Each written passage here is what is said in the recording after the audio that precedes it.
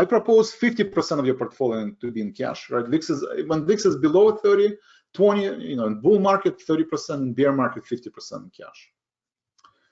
And then portfolio allocate drawdown, I propose no more than 4 positions at 2.5% account value per position.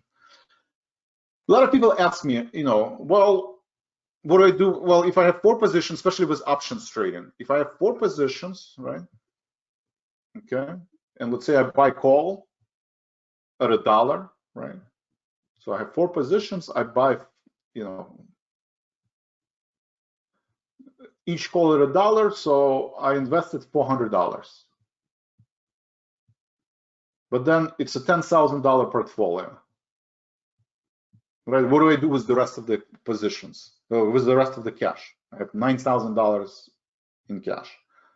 My answer to this is that still stay with 4 positions and always look at what are you buying? Because if you're buying out of the money spider's call and you spend in $1 or $2, you are still investing $38,000, right? If you're buying 1 contract of Apple, you have $14,000 invested into Apple, right? Especially if you sell credit put spreads or credit call spreads. But even a single put and call. First of all, if you spend in $1 on an Apple, that means you're buying out of the money calls. 9 out of 10 times they will expire worthless and you will lose money, right, on single calls. So hopefully you have a combination of puts and calls. On some you're going to make money, on some you're going to lose money. But that is the mindset, right? Don't think about that you only invested. What do you do with the $9,000 that's sitting in cash? Translate each of your positions into equity. And I actually have an opinion that if I wake you up in the middle of the night and I ask you, how much equity do you have in your portfolio? And a $10,000 portfolio, how much equity do you have? I mean, if you trade in stock, then okay, I bought $9,000 worth of Apple, I have $9,000 of equity. So how much equity, you look at your balance on your broker dealer, it tells you exactly how much cash and how much equity you have. But if you trade in options, right, calls and puts, 9 out of 10 people do not know, right? They can say, well, I have $400 and I have $1,000 in options premium, in options value, and 9,000 is sitting in cash. But then the question is, if I translate these contracts into equity, what is your total amount? 9 out of 10 people are going to say, I have no idea, because they don't do this multiplication. And my belief that if you don't know how much equity you have as an option trader, or if you don't know how much equity you have as a stock trader, then that means you're not going through the negative visualization exercises. You probably don't keep a journal.